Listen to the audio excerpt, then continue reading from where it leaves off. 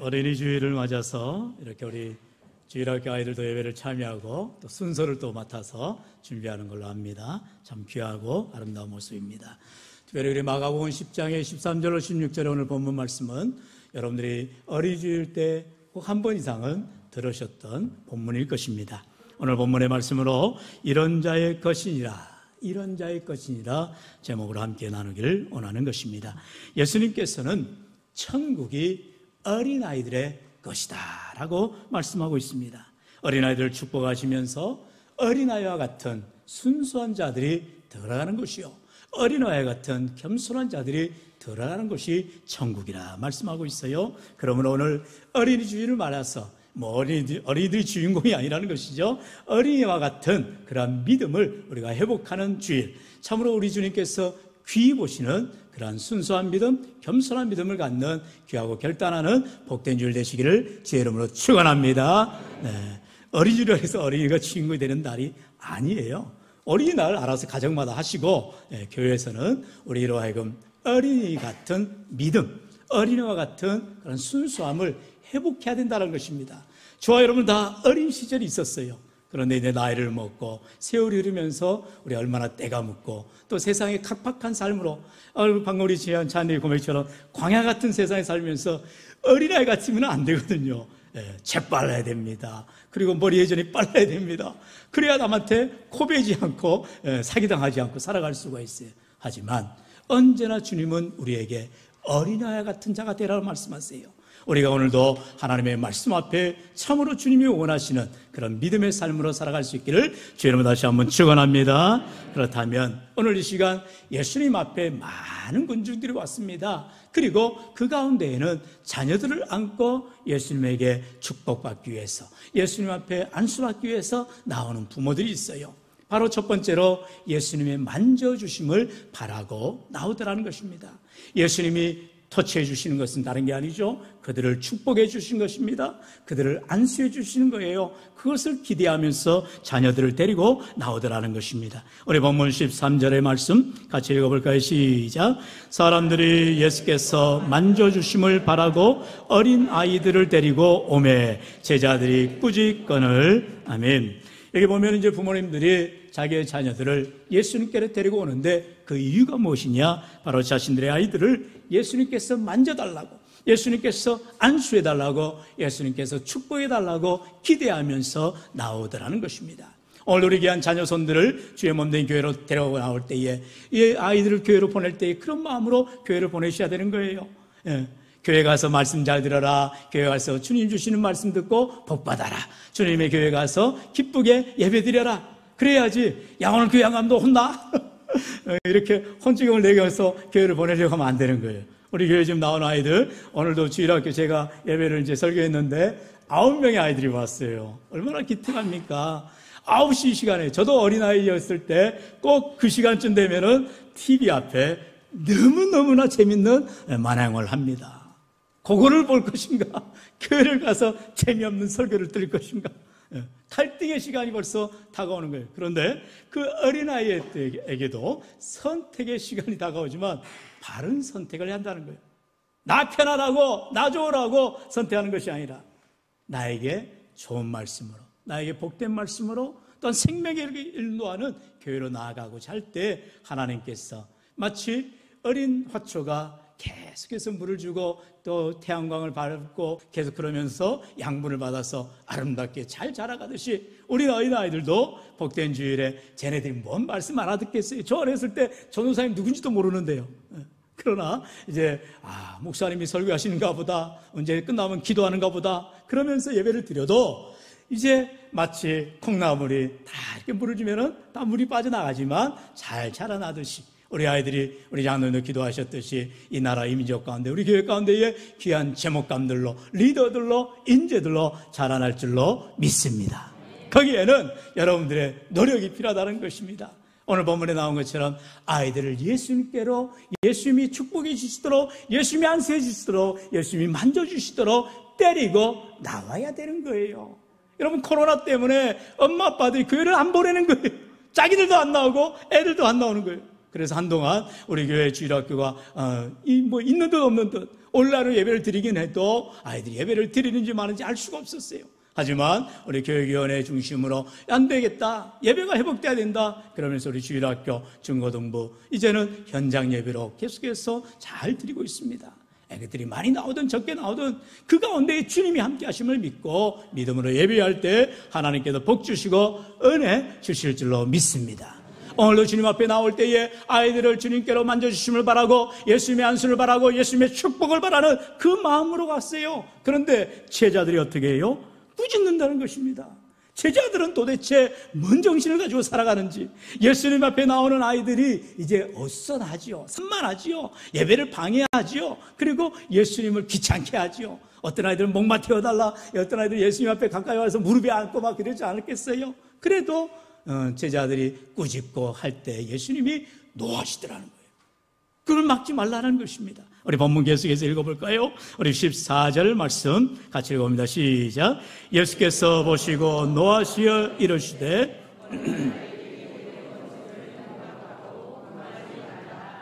하나님의 나라가 이런 자의 것이니라. 아멘. 아니, 예수님께서 제자들한테 노하시는 거예요. 그러면서 어린 아이들이 내게 오는 것을 용납하고 금하지 말라라는 것입니다.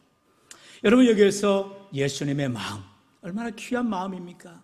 누구라도 반기는 마음이. 우리 예수님은요, 정말 늘 죄인들의 친구가 되시고 또 가늠한 여인에게도 다가가시고 아무도 찾지 않는 그런 병자들에게 가셔서 치료해 주시는 너무나 좋으신 우리 나의 가장 좋은 친구 되신 줄로 믿습니다. 여러분, 예수님을 가까이 하는 자들 주님이 복 주시고 함께 하시고 은혜를 베푸시다는 거예요.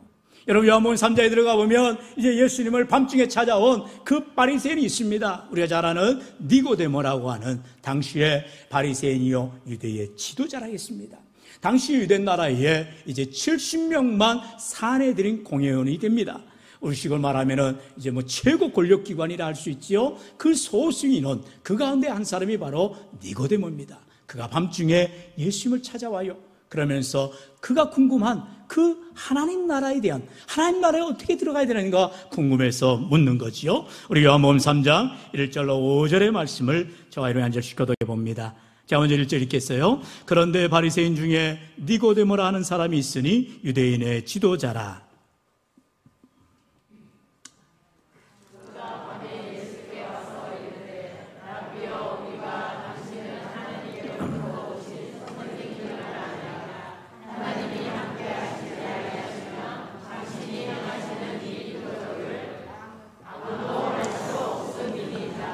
무슨 로봇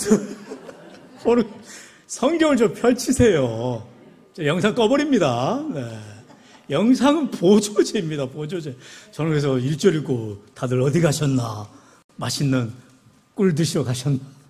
성경은 펼쳐서 읽으셔야 되는 것입니다. 이 보이는 것은 이제 좀 연세 드신 분이나 성경을 찾기가 좀 불편하신 분이나 우리 어린 아기들이 요한복음이 어디가 붙었는지 알겠어요. 보러 가라고 하는 거지. 여러분, 그냥 앞만 보고 계시면 안 돼요. 네. 3절 읽겠습니다. 예수께서 대답하여 이르시되 진실로 진실로 내게 이르노니 사람이 거듭나지 아니하면 하나님의 나라를 볼 수 없느니라.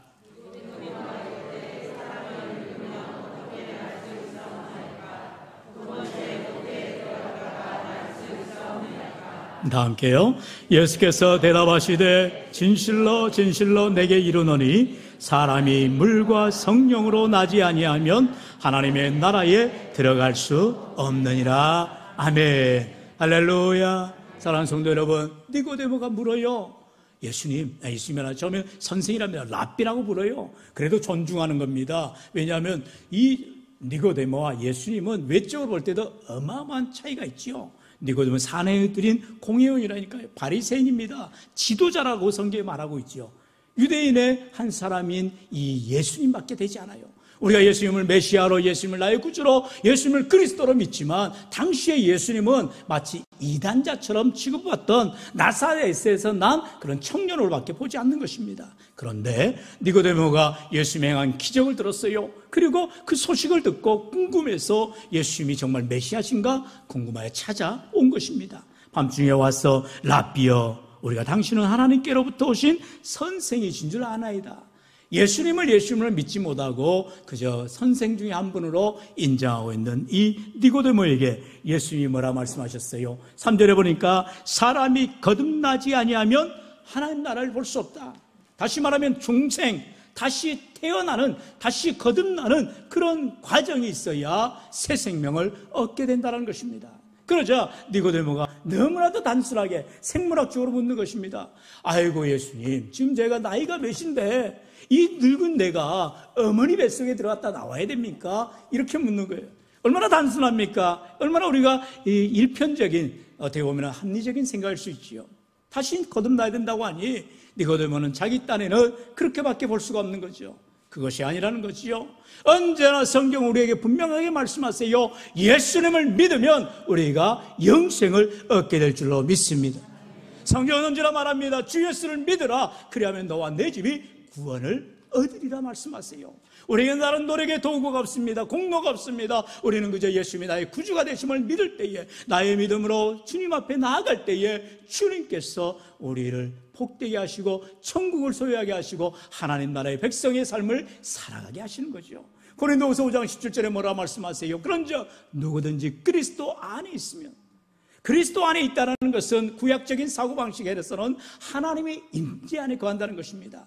옛날에는요 성전 중심이었죠. 그래서 예루살렘의 성전에 들어가야 그들이 구원받는 줄 아는 거예요. 지금도 모슬렘이라 하는 이슬람 교도들은 어떻게 합니까? 라마단이라고 하는 금식의 기간을 지킵니다. 어찌 보면 종교적으로 이단들은 얼마나 열심히인지 몰라요. 여러분 30일 동안 여러분 아무것도 먹지 말고 낮에 일할 수 있어요?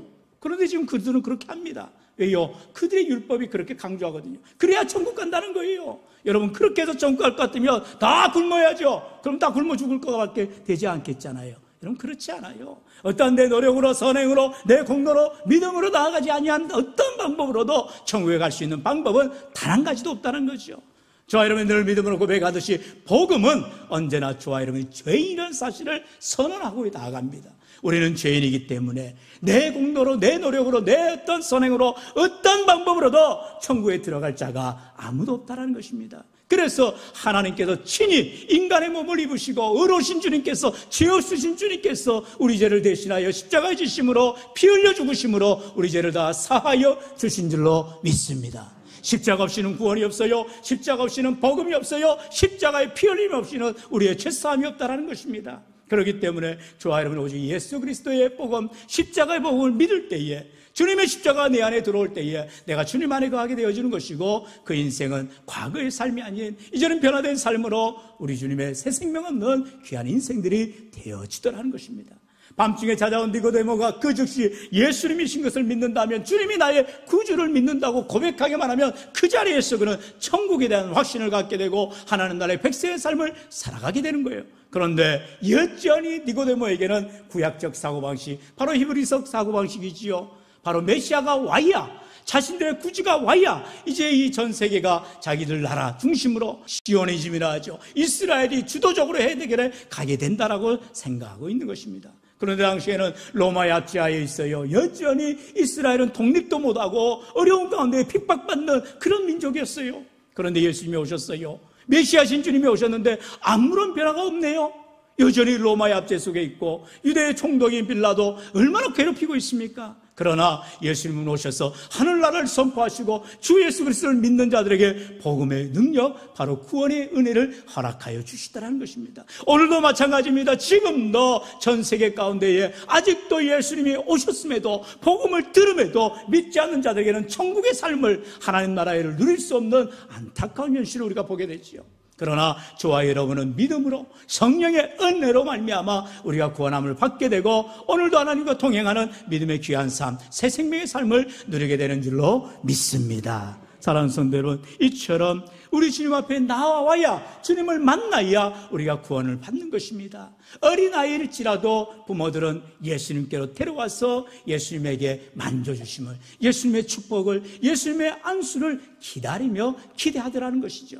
오늘도 우리 주일을 통하여서 우리 아이들이 다 교회에 나올 수 있도록, 정말 우리의 자녀손들이 주님 앞에 나와서 하나님의 축복을 받으며 주님의 만져주심을 바라며 주님의 은혜를 받도록 기대하며 소망하며 나아갈 수 있기를 축원합니다. 두 번째로, 이제 하나님의 나라가 이런 자의 것이라 말씀하고 있지요. 우리 주님의 말씀, 우리 14절, 15절 같이 읽어볼까요? 시작. 예수께서 보시고 노하시어 이르시되 어린 아이들이 내게 오는 것을 용납하고 금하지 말라. 하나님의 나라가 이런 자의 것이니라. 내가 진실로 너희에게 이르노니 누구든지 하나님의 나라를 어린아이와 같이 받들지 않는 자는 결탄코 그곳에 들어가지 못하리라 하시고. 아멘. 하나님 나라에 들어갈 자 누구냐? 바로 주님 말씀하지요. 어린아이와 같이 받드는 자들이라는 것입니다.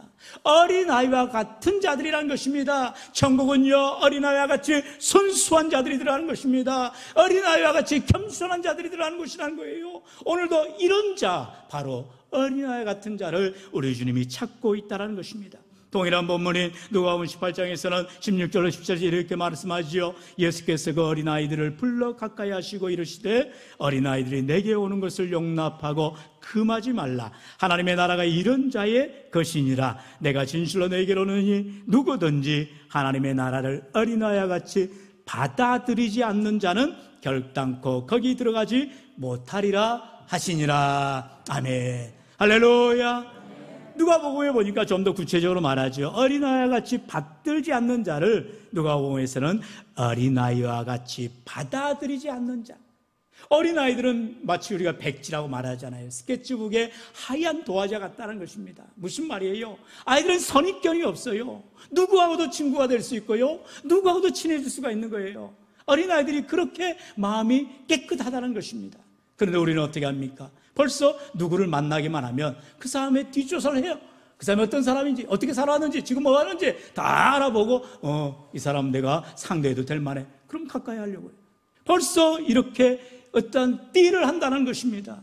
이게 어떤 기준에서 나아가는 것입니다. 괜히 시간을 허비하지 않아야 되잖아요. 괜히 그 사람 때문에 내가 뭐 얽히고 설켜서는 안 된다고 생각하잖아요. 여러분, 그게 어른들의 행태인 것입니다. 그러나 어린아이는 절대로 그런 일을 하지 않아요. 때로는 내게 손해가 되어도 그 어린아이들은 누구하고도 뒹굴 수 있고요, 누구하고도 친해질 수가 있는 것입니다. 물론 또 어리기 때문에 속이 없어가지고 그냥 또 싸우기도 하고 뭐 이렇게 짓궂게 하기도 합니다만, 여러분, 오늘 성경에서 우리 주님은 어린아이와 같이 받아들일 수 있는 어떤 일을 그대로 이해할 수 있는, 마치 스펀지와 같다 하죠. 무슨 말을 해도 그대로 믿는 것입니다. 어떤 일도 그대로 받아들이는 것입니다. 그게 어린아이의 귀한 모습이라는 거죠. 우리에게도 이런 모습, 바로 순전한 믿음이 필요하다는 것이죠. 하나님의 말씀으로 믿고 그 말씀이 순수함을, 그 말씀이 온전함을, 그 말씀이 절대적임을 믿는다면 우리는 조금 더 의심하지 않을 수가 있어요. 그런데 내가 봐야 되겠다, 내가 경험해야 되겠다, 내가 알아야 되겠다, 이렇게 차지하는 우리의 잘못된 선입관들이 많다는 것입니다. 성경은 말씀합니다. 잠언서 30장 5절에 하나님의 말씀은 다 순전하며 하나님은 그를 의지하는 자의 방패신이라 말씀하십니다. 시편의 119편 140절입니다. 우리 같이 읽어볼까요? 시작. 주의 말씀이 심히 순수함으로 주의 종이 이를 사랑하나이다. 아멘. 우리가 하나님의 말씀이 순수하기 때문에, 하나님의 말씀은 진리이기 때문에, 하나님의 말씀은 정직하기 때문에 우리는 그 말씀을 사랑하는 것입니다. 시편의 기자는 바로 이러한 하나님의 말씀의 순수성을, 신학적으로 이것을 말씀의 순전성이라고 말합니다. 말씀에는요, 깨끗한 말씀이에요, 생명의 말씀이에요, 말씀에는요, 잘못된 그릇된 논리가 없는 것입니다. 오늘도 우리는 내 생각을 내려놓고, 내 판단을 내려놓고 주님의 말씀을 그대로 받아들일 수 있는 어린아이 같은 믿음의 순수성을 회복할 수 있기를 축원합니다. 이제 좀 더 우리가 말씀의 이 순수성에 대해서, 말씀의 가르치는 부분에 대해서는 다음 주에 어버이 주를 통하여서 좀 더 우리가 구체적으로 살펴보기로 하고요, 오늘은 이제 우리가 잠깐만 이 말씀에 순수하게 받아들이는 어린아이 같은 마음을 우리가 가져야 된다, 집중하기를 원하는 것입니다. 그렇다면 여러분, 우리가 예수님을 처음 믿을 때에는 그런 마음을 가졌어요. 다 하나님 말씀 앞에 눈물 콧물을 흘리고요, 얼마나 그 은혜가 감사했어요. 나 같은 죄인을 구원해 주신 하나님의 그 놀라운 사랑 감사하고 놀랍다는 것입니다. 그런데 시간이 지나고 때가 지나가면서 자꾸 우리는 내 욕심대로, 내 원하는 대로 안 되는 것 때문에 불평하고 투정하고 원망할 때가 많다는 거예요. 기다리질 못해요. 하나님의 은혜를 바라보지 못해요. 그저 내 속 사정만을 아뢰기를 원할 때가 있다는 것입니다. 여러분, 그래서는 안 되지요. 주님 앞에 이제 나와 우리가 참으로 순수한 어린애의 마음으로 돌아가야 된다는 것입니다. 그러려면 어떻게 합니까? 말씀 앞에 바르게 서라라는 것입니다. 하나님의 말씀을 나를 비추어야 되는 것입니다. 그리고 내가 죄인임을 고백하는 것입니다. 회개합니다. 자복합니다. 주님이 나를 다스려 주시고 성령의 변화로, 성령의 감동으로 나를 새롭게 해달라고 간구하는 것이지요. 이렇게 주님 앞에, 말씀 앞에 순수하게 변화되어지는 믿음의 훈련, 늘 우리가 날마다 새벽마다 그래서 기도하며 말씀을 붙들고 나아가는 거 아니겠어요? 여러분 가운데는요, 말씀을 읽는 훈련을 잘 하셔서 날마다 성경을 읽기를 하시고 가까이 하시는 분들이 많아요. 얼마나 좋은 훈련입니까? 말씀을 때마다 일마다 늘 읽으시고 묵상하시고 그 말씀대로 살려고 결단하시고 기도할 때 하나님이 말씀을 통해서 우리를 새롭게 해주시고 순정케 하여 주실 줄로 믿습니다.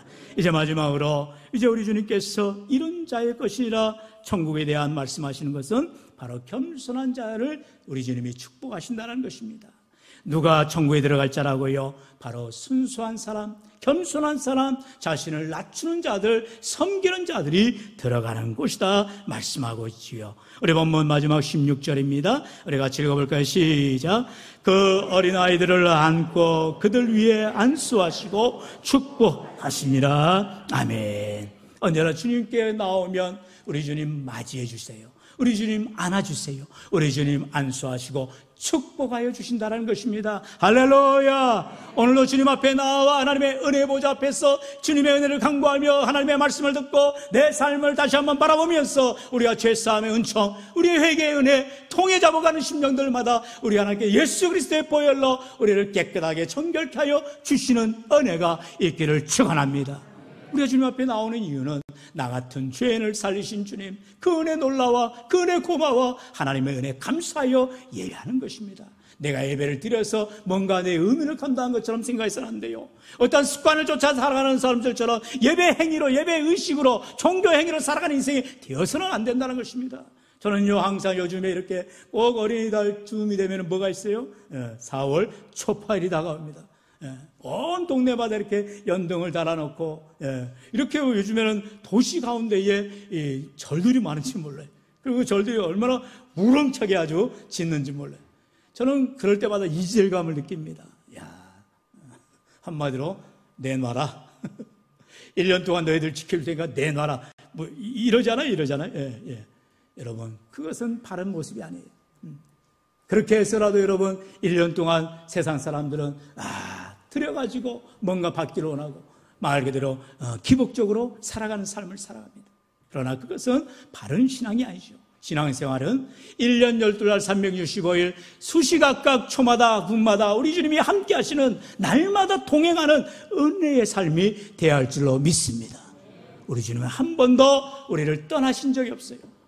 내게 다가오신 주님, 나를 만져주신 주님, 나를 안수해 주시고 나를 축복하여 주신 주님은 단 한 번도 나를 꾸중하시거나 나를 벌하시거나 나를 혼내키거나 나에게 뭘 하시는 주님이 아니시더라.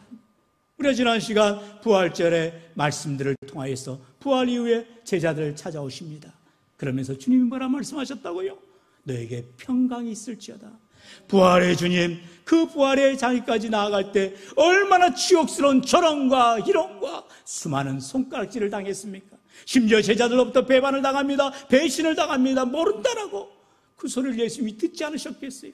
십자가상에 달리시면서 피 흘리시기까지 그 옆에 있는 강도들조차 그리고 로마의 군병들의 그 신랄한 그런 비판을 다 받으셔야 했어요. 그러나 끝까지 침묵하신 주님, 마지막에 십자가상에서 다 이루었다라고 주님의 사명을 감당하는 것을 우리는 보게 됩니다.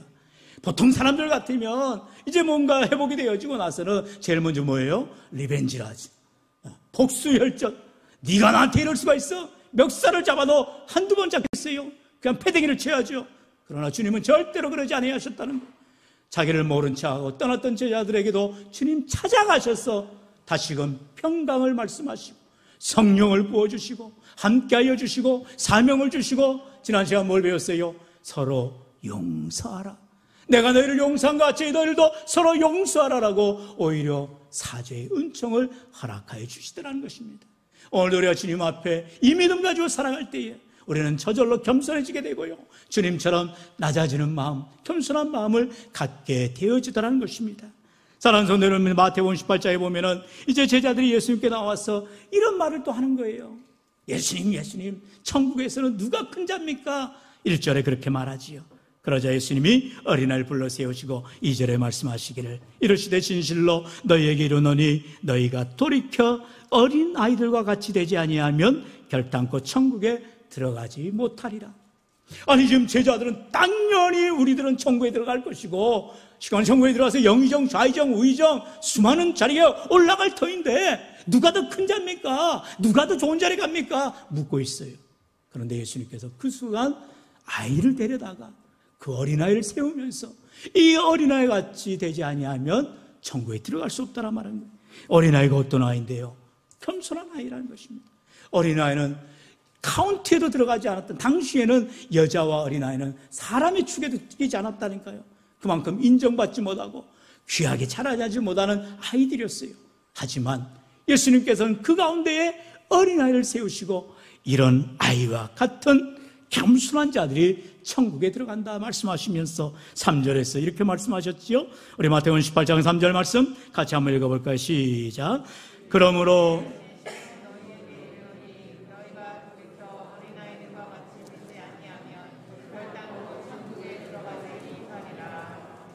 아멘. 네, 이건 2절 말씀이고, 네, 오늘 영상이 조금 불안합니다. 자, 다시 3절 읽습니다. 그러므로 누구든지 이 어린아이와 같이 자기를 낮추는 사람이 천국에서 큰 자니라.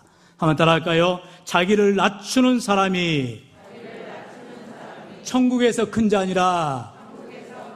할렐루야. 보다 더 구체적으로 어린아이와 같은 자가 누구냐? 자기를 낮추는 사람이라, 겸손한 사람이라, 섬기는 사람이라. 머리가 될지언정 꼬리가 되지 않게 하는 것이 아니라 머리가 되려면 꼬리가 되어라. 좋은 자리 내버려두고 나쁜 자리에 앉아라. 주님 말씀하시다는 거예요. 사랑하는 성도 여러분, 오늘 우리 주님께서는 빌립보서 2장 6절로 8절의 말씀처럼 그는 근본 하나님의 본체시나 하나님과 동등됨을 취할 것으로 여기지 아니하시고 오히려 자기를 비워 종의 형체를 가지사 사람들과 같이 되셨고 사람의 모양으로 나타나사 자기를 낮추시고 죽기까지 복종하셨으니 그 십자가의 죽으심이라 말씀하고 계세요. 하나님의 본체십니다. 하나님 자신이세요. 그런데 그 하나님이신 예수님께서 스스로 인간의 몸을 입으셨어요. 도성인신, 인카네이션이라고 신학적으로 말하죠. 하나님이 어떻게 사람이 되냐, 거기에서부터 이단이 생기는 거예요. 그러나 우리는 하나님이 친히 인간의 몸을 입으시고 성육신하셔서 우리 죄를 십자가에 달려 죽으심을 믿는 것입니다. 이 십자가의 복음, 주님의 낮아지심, 주님의 겸손하심, 주님의 섬기심을 우리가 믿고 따라가는 예수님의 작은 제자들이 되어질 때 우리를 통하여서 하나님의 천국의 귀한 상급을 주실 줄로 믿습니다. 사랑하는 성도 여러분, 제대로 믿으셔야 됩니다. 하나님을 제대로 알아야 되는 거예요. 이 세상에서 내가 노력하고 수고하고 땀 흘려서 하늘의 상급을 받게 되고 하늘의 높은 자리를 가는 것이 아니더라는 거예요. 세상은 그렇게 살아갑니다. 그러나 주님 앞에서는 나 같은 죄인을 주님 사랑하시니 그저 우리 하나님 감사할 것밖에 없어요. 나 같은 죄인을 사랑하시니 그저 교회를 섬길 것밖에 없어요. 무익한 자입니다. 나 같은 죄인을 용서해 주시니 그저 감사합니다. 낮아지시며 섬기는 우리 사랑하는 장로님들 되시고 우리 권사님들 되시고 우리 모든 믿음의 성도들 되기를 주의 이름으로 축원합니다. 그래야 하나님 앞에 서게 되는 날 우리를 세워주시는 거예요. 우리를 인정해 주시는 거예요. 우리를 귀엽게 해주시는 거예요. 사람들은 몰라줘도 우리 하나님이 다 아신다는 것입니다. 오늘도 저와 여러분 하나님이 기억하여 주시고 주님 앞에 나올 때 하나님이 만져주시고 안수해 주시고 축복하여 주시며 사람들은 아무도 취급하지 않고 제자들조차도 제재하는 그 어린아이들을 주님께서는 귀히 여기시며 어린아이의 순수한 마음을, 어린아이의 진실한 마음을, 어린아이의 겸손한 마음을 귀히 보시며 그들과 같은 믿음의 삶을 살아가라. 자기를 낮춰라, 겸손해져라, 하나님 앞에 믿음으로 살아가라 우리에게 권면하고 계시다는 것입니다. 사랑하는 성도 여러분, 우리 믿음의 가정의 자녀들이 그렇게 자라날 수 있도록 그저 오냐오냐가 아닌 것입니다. 하나님 앞에 무릎 꿇을 줄 알아야 됩니다. 기도할 줄 알아야 됩니다. 겸손할 줄 알아야 됩니다. 언제나 섬길 줄 알아야 되는 것입니다. 그게 바로 어려서부터 훈련이 되어지는 것이죠. 야고보서 5장에서 이제 믿음의 기도 귀한 인물을 얘기할 때 야고보 사도는 엘리야를 얘기합니다. 우리가 잘 알듯이 엘리야가 어떤 사람입니까? 그 갈멜산에서 수많은 대적들, 바알을 섬기고 아세라를 섬기는 850명의 그 거짓 선지자들 앞에서 1대 850으로 싸워갑니다. 기도의 대결을 합니다. 하나님의 불을 떨어뜨려 달라고, 하나님의 역사가 기적이 일어나려고 간절히 기도하는데 어떻게 기도했다고요? 그가 이 무릎과 무릎 사이에 자기의 머리를 푹 쳐박고 기도해야 합니다. 여러분 지금 그렇게 한번 기도할 수 있으세요? 저도 기도 안 돼요. 매일같이 제가 기도를 오래오래 하지만 그 기도할 수가 없어요. 왜? 이미 제 등은 굳어버린 것입니다. 그런데 엘리야는 그렇게 부드럽다는, 요관을 해서 부드러운가요? 아니죠. 어린아이에서부터 사무엘처럼 어린아기 때부터 자꾸 무릎 꿇고 기도하고 늘 주님 앞에 엎드리고 간구했기에 커서도 어린 되어서도 늙어서도 그 기도의 모습을 유지할 수가 있다는 것입니다. 그저 무릎과 무릎 사이에 머리를 박고 기도하는 그 모습이 아니라 날마다 언제나 주님 앞에 무릎을 꿇을 수 있고 주님의 은혜를 구하며 주님이 아니면 나는 살아갈 수 없습니다. 나는 아무것도 아니에요. 주님이 나와 함께 해주셔야 됩니다. 주님을 절대적으로 신뢰하며 의지하며 나아가는 인생들을 우리 주님 반드시 귀히 여기시고 복 주실 줄로 믿습니다. 사랑하는 성도 여러분, 왜 사도 바울이 사울에서 바울로 바뀌었다고요? 여러분도 잘 아시겠지만 다메섹 도상에서 그는 여전히 사울이었어요. 그래서 예수님께서 말하시잖아요. 사울아, 사울아. 바울에게 사울이라 불러요. 그런데 그 사울이 왜 바울이 됩니까? 여러분 우리가 잘 알듯이 원래 그의 이름은 사울이에요. 그게 히브리식 이름이라는 것입니다. 샬이라고 하는 히브리어 묻다, 무니하다라는 원어에서 파생된 사울입니다. 그래서 늘 하나님의 뜻을 묻는 어떻게 보면 좋은 의미지요. 세상 말로 큰 자라고 말하는데 그런 의미가 아니고요. 하나님에게 묻다, 문의하다 그런 의미를 가진 사울이었습니다. 그런데 그가 이제 여전히 구약적인 그리고 히브리적인 유대인들 향하여 복음을 전할 것 같으면 자기 이름이 사울이 돼야죠. 근데 우리가 마치 외국에 나가서 유학생활을 한다든지 또는 이민을 간다든지 하면 한국의 이름에서 이제 외국식 이름으로 많이 바꾸죠. 왜냐하면 그 사람들의 문화나 또 그 사람들의 생활이 그게 더 편하기 때문에 그래서 우리가 영어식 이름을 많이 채용을 하기도 합니다. 바로 이와 같이 이제는 사울에서 바울로 바로 헬라 문화권, 이방 문화가 좌우하는 그 그리스권에 들어가 복음을 전하려 하니 하나님께서 바울이라는 이름을 새롭게 주신 것이죠. 그래서 바울이라는 말은요, 작은, 겸손한, 그리고 변변찮은 이런 의미를 가지고 있대요. 여러분 사울이 정말로 그가 바리새인 중에 바리새인이었고 그는 태생이 로마 시민권을 가졌고 누구보다도 그는 대단한 사람이었습니다. 그런 그가 이제는 나는 작은 사람입니다. 나는 아무것도 가진 것이 없는 변변찮은 사람이다라는 의미를 가진 바울로 살아가게 되더라는 것입니다. 사랑하는 성도 여러분, 오늘도 우리 인생 가운데에 바울의 변화, 그의 삶은 주님을 위해서 모든 것을 배설물로 여기는 모든 것을 다 버리는 삶을 살아가고 주님 한 분만으로 만족하는 귀한 삶이 되었다는 거예요. 오늘도 여러분 인생 가운데 과연 내가 가지고 있는, 움켜쥐고 있는 많은 것들이 한순간에 날아간다 해도 욥처럼 주신 자도 여호와시니 취하신 자도 여호와십니다라고 고백할 수 있을까요? 아니면 왜 하나님 나에게 주셨던 걸 다 뺏어가십니까? 왜 내 건강을 뺏어가십니까? 왜 내 자녀들 어려움 주십니까? 왜 사업이 망해야 됩니까? 라고 따지지는 않을까요? 여러분 어떠한 형편에든 우리는 감사할 수 있어야 되고요. 주님이 주신 귀한 은혜의 선물들, 우리의 자녀들이 건강 것만 해도 고마워하고요. 하나님께서 늘 앞길을 열어주실 것을 기대하며 나간다면 하나님 반드시 책임져 주시는 은혜가 있을 줄로 믿습니다. 사랑하는 성도, 우리의 자녀들 위해서 특별히 이렇게 기도를 했으면 좋겠어요. 정말 예수님의 마음을 담도록 주님처럼 귀한 믿음에 자라나는 아이들 되도록. 그래서 제가 늘 어린아이들 데려오고 이렇게 헌날에 기도할 때 그렇게 기도하잖아요. 키가 자라고 지혜가 자라며 하나님과 사람들에게 사랑받는 아이들 되게 해주옵소서. 바로 예수님이 그와 같이 자라셨어요. 예수님이 키가 자라시고 지혜가 자라시고 하나님과 사람들에게 더욱 사랑받는 귀한 모습으로 자라나셨더라 것입니다. 오늘 우리 인생 가운데에 우리 주님 마지막으로 말씀하십니다. 우리 마태복음 11장 29절 말씀 같이 읽고 마치겠습니다. 나는 마음이 온유하고 겸손하니 나의 멍에를 메고 내게 배우라. 그리하면 너희 마음이 쉼을 얻으리니. 아멘. 우리 주님 앞에 나오셔서 온유하신 주님, 겸손하신 주님, 우리 주님의 마음을 닮아 주님 앞에 믿음으로 사명 감당하여 하나님 앞에 서게 되는 날 잘하였도다 착한 충성된 종이라 칭찬과 영광과 면류관을 받는 우리 모든 믿음의 인생 천국을 소유하는 자를 되시기를 주의 이름으로 간절히 축원합니다.